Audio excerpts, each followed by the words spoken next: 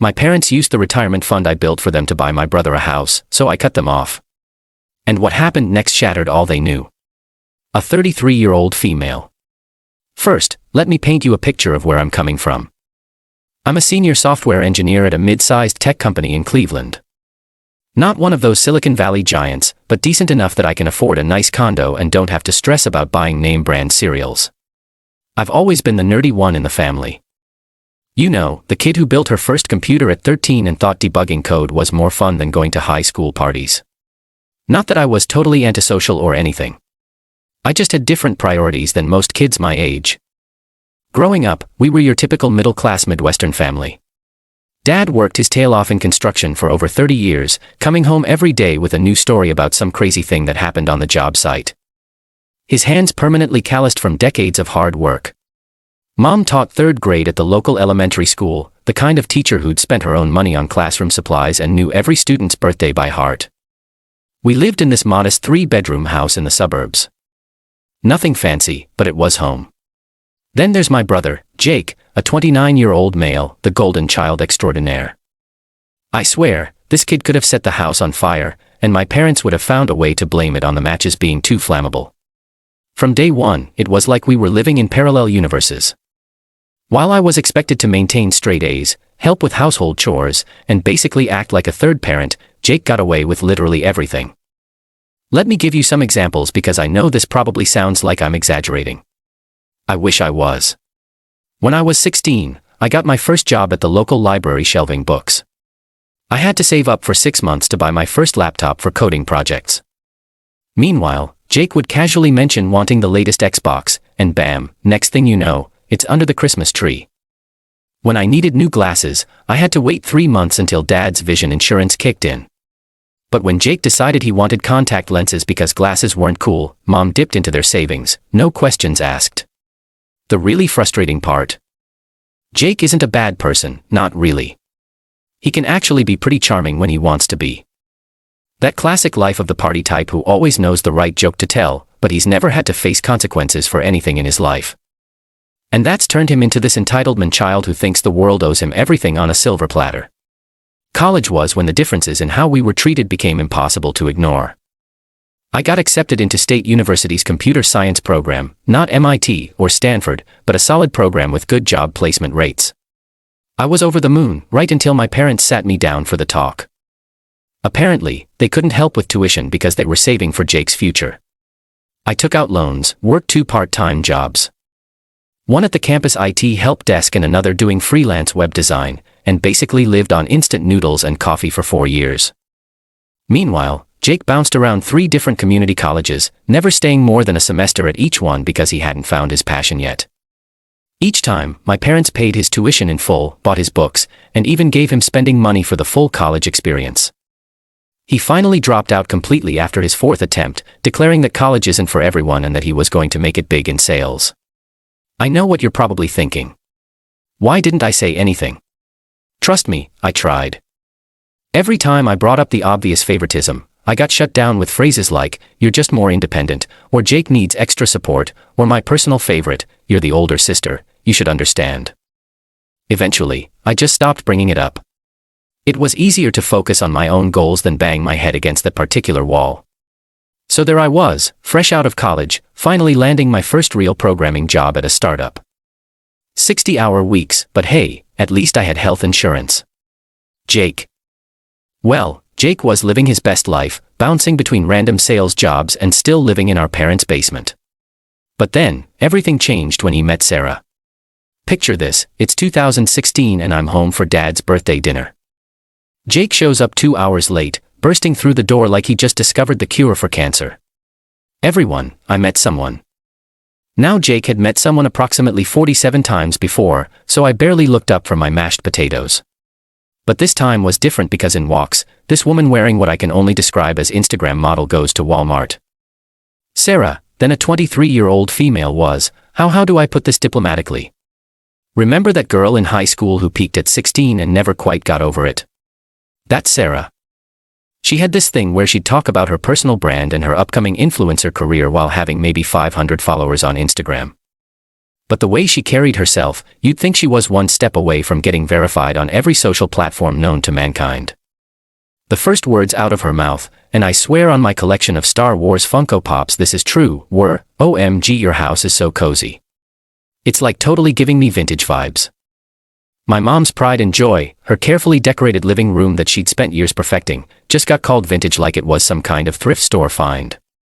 Mom's face did this thing where she was trying to smile, but looked like she'd just bitten into a lemon soaked in vinegar. But here's the real kicker, within 3 months, yes, you read that right, Jake announces they're engaged. No ring, because apparently they were saving up for something special. Translation, they were waiting for my parents to fund the whole thing. My mom, bless her heart, immediately started talking about dipping into their retirement fund for the perfect wedding. I tried to voice some concerns. You know, crazy things like maybe they should date for more than 90 days and shouldn't they both have stable jobs first. But I got shut down faster than Internet Explorer. Sarah, meanwhile, had already created a wedding Pinterest board with over 3,000 pins. Not exaggerating. She had specific requirements for everything. From the exact shade of rose gold for the table settings to the precise height of the centerpiece flowers. Remember, this is a woman who worked part-time at Sephora and lived with 3 roommates, but she was planning a wedding that would make the Kardashians say, maybe tone it down a bit. The worst part? Sarah started this passive-aggressive campaign against me almost immediately. She'd make these little comments at family dinners like, "It's so brave of you to focus on your career instead of finding love." Or "Don't worry, some men actually like independent women," said in that sugary sweet tone that makes you want to commit crimes. One time, she actually patted my hand and said, "At least you'll always have your computers." The audacity of this woman could power a small city. My parents naturally thought she was delightful and just what Jake needed. They ate up her act like it was the last piece of chocolate cake on earth. When she'd make those backhanded comments about my single status or my career, they just laugh it off with, "Oh, that's just Sarah being Sarah." Like being consistently rude was some sort of quirky personality trait. The engagement party was a preview of the nightmare to come. Sarah insisted on having it at this super expensive restaurant downtown, complete with a champagne fountain because apparently, regular champagne glasses weren't fancy enough. Jake, who was between jobs again, couldn't contribute a dime. Want to guess who ended up footing the bill? Yep. My parents took out a loan. A loan for an engagement party. I remember sitting there watching Sarah hold court like some discount royalty thinking, this cannot possibly get worse. Oh, sweet summer child past me had no idea what was coming. The engagement party was just the appetizer in this 5-course meal of chaos. That night, my mom pulled me aside and asked if I'd consider being a bridesmaid. Before I could answer, Sarah swooped in and said, "Oh, don't worry about it. I wouldn't want to stress you out with all the dress fittings and parties. Plus, the bridesmaid dresses might not come in your size. I wear a size 8. The dresses came in up to size 24. But sure, Sarah, tell me more about how you're just looking out for me." Sarah transformed into the final boss of Bridezillas. She literally, and I mean literally, made a PowerPoint presentation for my parents about why they needed to spend at least $50,000 on her dream wedding. Her reasoning: Jake and I are going to be influencers, and these photos will launch our brand. I wish I was making this up. The venue she picked was this ridiculous historic mansion outside Cleveland that cost more per hour than I made in a week at my first programming job. When my mom gently suggested something more affordable, Sarah burst into tears and said, but I've already announced it on Instagram. I can't disappoint my followers." Those mysterious followers must have been invisible because last time I checked, her most popular post was a blurry photo of her Starbucks drink with 43 likes. Now, here's where things get really wild. My parents, who had been telling me for years that they were carefully saving for retirement, suddenly revealed they had a special occasion fund. Plot twist, it was their actual retirement savings. They emptied their 401k, paid the early withdrawal penalties, and took out a second mortgage on their house, all for one single day. The dress saga deserves its own paragraph. Sarah didn't just buy a wedding dress, she bought 4. Yes. You read that right. 1 for the ceremony, 1 for the reception, 1 for the sunset photos, and 1 for the exit. Each dress cost more than my first car. When I pointed out that she'd only wear each dress for a few hours, she looked at me like I'd suggested she get married in a trash bag and said, "Well, some of us care about creating magical moments." This from someone who still had an outstanding balance on our Forever 21 credit card. The day of the wedding was like watching a slow-motion train wreck while being forced to wear a hideous dress that Sarah definitely picked to make all the bridesmaids look bad. Oh, yeah. She eventually made me a bridesmaid after my mom threw a fit, but I was stationed at the very end of the line behind Sarah's second cousin's roommate sister, who she'd met exactly once. Everything that could go wrong did go wrong, but in the most expensive way possible. The luxury caterer served raw chicken, the DJ played the wrong first dance song, and the professional photographer who turned out to be one of Sarah's Instagram mutuals trying to build her portfolio somehow managed to blur almost every single photo. But Sarah's reaction to these disasters was what really took the cake. Instead of dealing with the problem, she had a full-on meltdown during the reception. I'm talking mascara running, fake tan streaking, full-on "this is the worst day of my life" screaming match with the wedding planner. Jake just stood there looking lost, probably wondering if he could sneak out for a smoke and never come back. My parents spent the whole time running around trying to fix everything while I sat at my table, stress-eating wedding cake and wondering if anyone would notice if I ordered a pizza. The real gut punch came at the end of the night when I overheard my dad talking to the venue manager about putting the final balance on his credit card because the check they'd written bounced.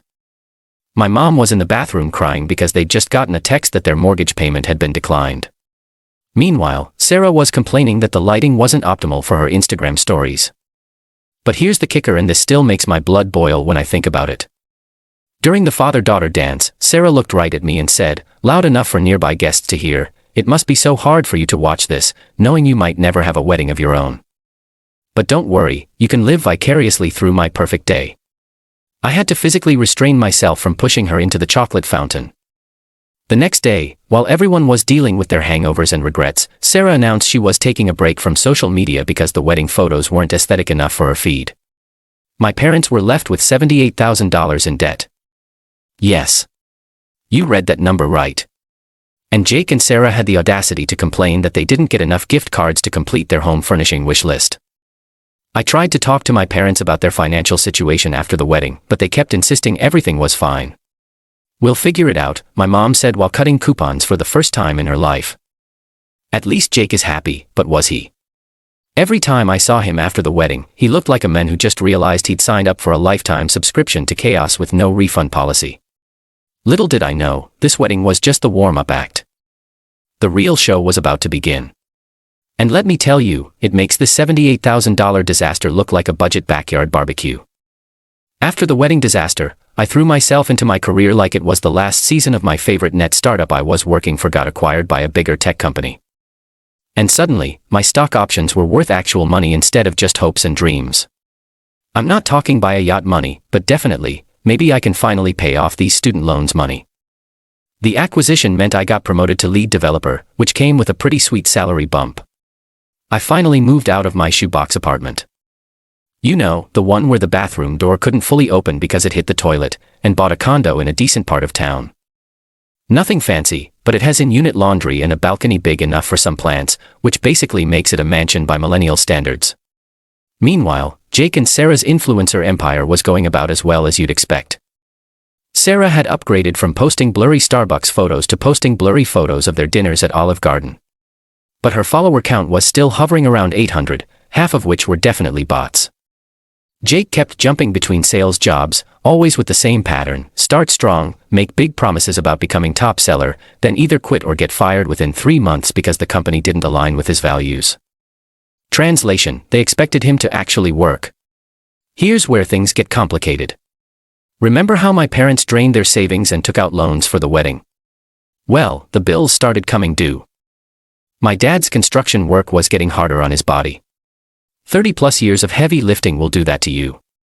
He started having serious back problems and their health insurance didn't cover most of the treatments he needed. Mom was still teaching, but her salary barely covered their regular expenses, let alone the mountain of debt they'd accumulated. One night, my mom called me in tears. Dad's back had gotten so bad he couldn't work anymore. And they were 3 months behind on their second mortgage. Without thinking twice, I set up automatic payments to help them cover their bills. I even created a separate retirement account for them, putting away about $2,000 each month. It wasn't easy. I had to cut back on my own expenses and say goodbye to my dreams of getting a Tesla. Stuck with my reliable, but decidedly unsexy Hyundai. But they're my parents. What else could I do? Sarah's reaction to all this. She started making these snarky TikToks about toxic productivity and how some people think money is more important than family time. This from the woman who once tried to start a GoFundMe to buy herself a Gucci bag because it would help her brand. The audacity of this woman could power a small country. Things got even more bizarre when Jake and Sarah announced they were expecting their first kid. Instead of, preparing financially for parenthood, they decided this was the perfect time to start a family lifestyle blog. They actually asked me to build them a website for free because exposure is better than payment, and I'm just sitting at a computer all day anyway. When I suggested they use Squarespace instead, Sarah cried to my parents about how I never support their dreams. By the time their second kid came along, yes, they decided one wasn't enough. They were living in this sketchy apartment complex where the elevator had been temporarily out of order since Obama's first term. Sarah kept posting these weirdly filtered photos, trying to make it look like some kind of bohemian paradise with captions like living that authentic life and you don't need luxury to be rich in love. But behind the scenes, they were constantly asking my parents for money. The real kicker. Every time I achieved something, a promotion, condo purchase, maxing out my 401k, they'd find a way to make it about them. When I got an award at work for leading a major project, Sarah posted this long Instagram rant about how career women are missing out on life's true purpose. When I bought my condo, Jake told our parents it wasn't fair that I had so much extra money while his kids had to share a room. I tried to help them too in practical ways. I offered to teach Jake basic coding so he could maybe get into tech sales, better job security, I sent Sarah resources about actual social media marketing careers. I even offered to pay for financial planning sessions, but nothing stuck. They were too busy building their brand to actually build their future. Then came the ask. It started with a phone call at 3 a.m. You know those calls that make your stomach drop before you even answer? Yeah. It was one of those. I fumbled for my phone thinking it must be an emergency only to hear Sarah's overly excited voice. OMG, you'll never believe it. We're pregnant again with number 3. Isn't that amazeballs? I mumbled some congratulations while mentally calculating how many more times they'd asked my parents for emergency money with another kid in the mix. But Sarah wasn't done. She launched into this whole speech about how they'd been manifesting their dream home, her actual words, and had found this perfect house in Maple Heights. The fancy part of town where houses start at $500,000. So here's the thing, she chirped. Like she was about to ask to borrow a sweater instead of hundreds of thousands of dollars. We need you to buy it for us. Mom and Dad think it's a great idea. I literally had to put the phone on mute for a second to laugh hysterically into my pillow. When I got my composure back, I tried to let her down gently. Sarah, I can't afford to buy you guys a house. I'm already helping Mom and Dad with their bills. Her response. But you make so much money just playing with computers all day, and we need this house. Our apartment isn't safe for the kids anymore. Did you know our neighbor has a motorcycle? A motorcycle. What kind of environment is that for children? The next day, my parents invited me over for dinner. I should have known something was up when Mom made my favorite lasagna. She only breaks out the fancy recipe when she's about to drop a bomb. Sure enough, halfway through dinner, they started their tag team guilt trip about the house. Honey, Mom started pushing the garlic bread toward me like carbs could soften the blow. We know you're good with money and Jake and Sarah really need this. The kids deserve a better neighborhood. Dad jumped in. When I was your age, family helped family. Your uncle helped me buy our first house. Fact check.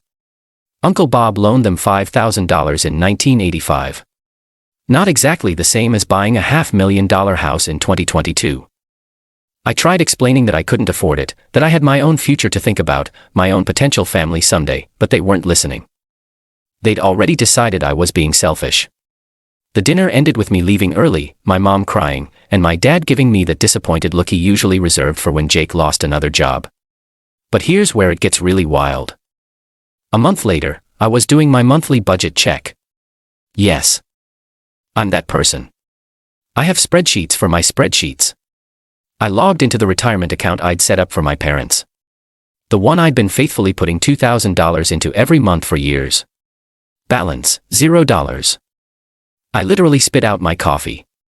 I called my bank thinking there must be some mistake. Nope. The money was gone. All $175,000 of it. Years of careful saving vanished. I called my mom in a panic thinking they'd been scammed. She gave me this whole song and dance about lending it to my aunt for medical bills, but something felt off. I called my aunt. Surprise. She had no idea what I was talking about.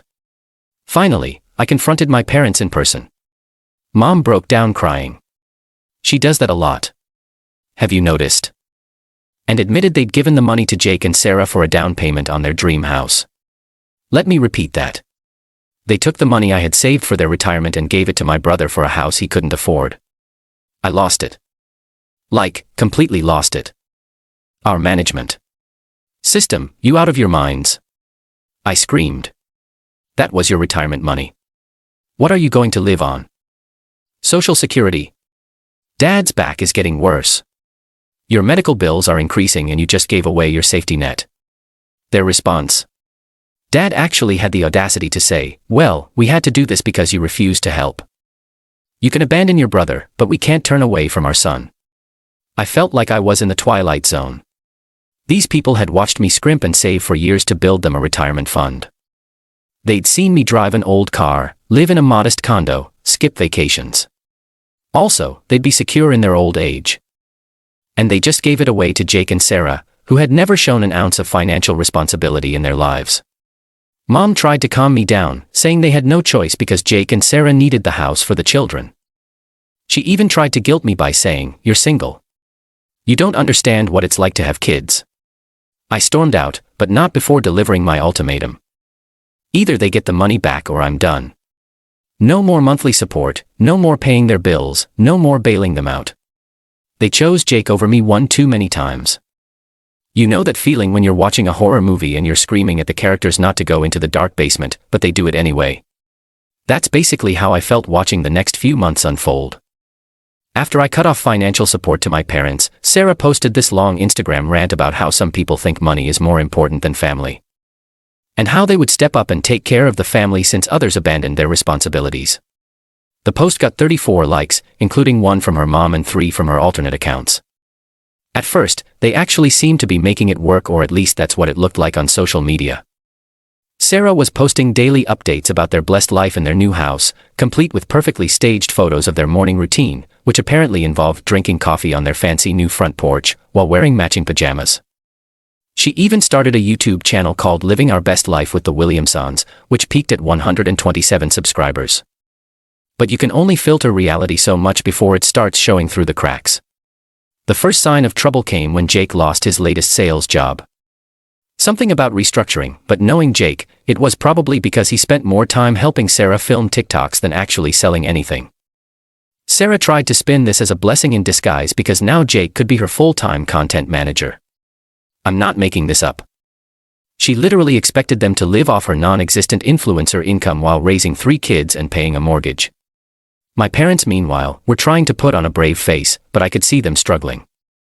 Mom started selling her beloved antique collection piece by piece on Facebook Marketplace. Dad's back got worse, but they couldn't afford his physical therapy anymore. They kept insisting everything was fine, that Jake and Sarah were helping out, but their utilities got shut off twice in 1 month. I found this out from our neighbor, Mrs. Peterson, who let them run an extension cord to her house so their food wouldn't spoil. Yeah. It was that bad. About 4 months in, the wheels really started coming off. Sarah's Instagram story switched from morning routine posts to long tearful rants about haters and negative energy after people started calling out her obviously fake lifestyle. Their perfect new house started looking less perfect. The lawn wasn't being mowed, Amazon packages stopped showing up daily, and their fancy SUV disappeared from the driveway. I later found out it got repossessed. Then came the credit card debt revelation. Turns out, they've been maxing out cards left and right, trying to maintain their influencer lifestyle. We're talking multiple cards, all maxed out. Sarah had apparently convinced Jake that they needed to invest in their brand by buying things like a $2,000 camera, ring lights, a podcast, microphone setup. They recorded exactly 2 episodes of a podcast called Manifesting Your Best Life Before Giving Up, and countless props for their social media posts. The breaking point came when my parents finally grew a spine and demanded Jake and Sarah start paying them the monthly allowance they'd promised. Sarah actually laughed in their face and said, "We're investing in our future right now. Once we hit 10,000 followers, we'll be making enough to support everyone." This from a woman who couldn't even get 50 likes on a post unless she bought them. I got a call from Mom at 2 in the morning one night. She was crying, shocking, I know, because their electricity had been shut off again. And this time, Mrs. Peterson was out of town, so they couldn't even run an extension cord. Dad's Medicat Ion needed to be refrigerated. I'll admit, I almost broke and helped them. But then Mom said something that turned my heart to stone. If you had just bought Jake and Sarah the house in the first place, none of this would have happened. That's when I realized nothing had changed. They were still blaming me for their problems. Still enabling Jake and Sarah's delusions. Still refusing to accept reality. So I stayed strong and suggested they ask their precious son for help. Instead, want to know what Jake and Sarah's response was when my parents went to them. Desperate for help. Sarah literally filmed their interaction for her Instagram stories, painting herself as the victim of toxic family members who only want handouts. She ended the video with a promo code for some sketchy weight loss tea. The video got 89 views, but it all hit rock bottom one Tuesday morning. Mrs. Peterson, actual saint of a neighbor, called me in a panic. She gone to check on my parents and noticed a moving truck at Jake and Sarah's house at 4 in the morning. Not the normal kind of moving truck either. We're talking one of those sketchy rental vans that definitely had seen better days. When my parents went over to investigate later that morning, the house was completely empty. Like, not just moved out empty. We're talking took every single light bulb and cabinet handle empty. Sarah's precious ring light setup. Gone. The kids' toys, gone. Even the fancy doorbell camera they'd insisted was essential for their home security content series had been ripped off the wall. But here's the real kicker, they didn't just disappear with their own stuff. They somehow managed to get their hands on my parents' emergency credit card. The one Mom kept just in case, and maxed it out with a $5,000 cash advance the day before they left. Mom had given them the card to buy groceries when they were struggling last month. I guess, in their minds, disappearing in the middle of the night counts as an emergency. The realtor who showed up the next day dropped the next bomb. Jake and Sarah had listed the house for sale 3 weeks earlier. They'd already accepted an offer and were just waiting for closing. They'd managed to keep this secret from everyone. Probably because they'd blocked the entire family on social media after their last big fight with my parents about money. Wanna guess what they did with the sale money? Because it gets better or worse depending on how you look at it. They not only pocketed the down payment my parents had given them, my retirement savings, but they also somehow convinced the buyers to pay in cash and wire the money directly to their account instead of going through the proper channels. The real estate agent was furious. Apparently, they'd spun some story about needing the money quickly for a family medical emergency. She only found out about the sketchy deal when she showed up to do the final walkthrough and found the house abandoned. The buyers are now threatening to sue everyone involved, which is just the cherry on top of this disaster sundae. My parents were devastated, obviously. Not just because their golden child had screwed them over again, but because they'd lost access to their grandkids too. Sarah's last Instagram post before deleting her account was a long rant about how they were leaving toxic energy behind and starting fresh where their dreams could flourish. She tagged it as being in Miami, but knowing Sarah, that's probably just another lie. Here's where it gets really sad though. My parents finally hit rock bottom. Dad's back got so bad he couldn't even get out of bed some days and their health insurance lapsed because they couldn't afford the premiums. Mom had to pick up extra tutoring jobs after school just to keep the lights on. They were surviving on ramen noodles and whatever Mrs. Peterson accidentally made too much of for dinner. Then came the day I'd been both dreading and expecting. Mom showed up at my condo looking about 10 years older than the last time I'd seen her. She broke down completely. Not the manipulative crying I'd gotten used to, but real raw broken sobs. For the first time, she actually apologized. Not just a quick sorry, but a real acknowledgement of how badly they'd screwed up by enabling Jake his whole life and taking my support for granted. Dad was harder to crack, but even he finally admitted they'd been wrong. The final straw for him was finding out Jake had stolen his prized fishing gear, the last thing he had from his own father, and probably sold it for cash before they disappeared. So here's where we are now. I've started helping my parents again, but with very clear boundaries this time. They've agreed to financial counseling. It's a condition of my help, and they're finally starting to understand how their enabling behavior contributed to this whole mess. I'm not paying all their bills like before, but I am making sure they have food and can afford their medications. As for Jake and Sarah, they've completely vanished, changed their numbers, deleted all social media. Though Sarah did try to start a new Instagram account under a different name, I found it because she still used the same old hashtags like hashtag #muchablist and hashtag much and living my best life. The police said that since my parents willingly gave the money, there's not much they can do. The only update we got was a postcard, no return address, with a picture of palm trees and the message, "Kids are doing great, living our dream. Don't try to contact us, we're done with the negative energy. P.S. Sorry about the credit card. We needed it for gas money." The postmark said Orlando, but who knows if that's really where they are. Mom asked me the other day if I think Jake will ever come back. I told her the truth, probably only when he needs money again. But this time, I know we'll all be strong enough to say no.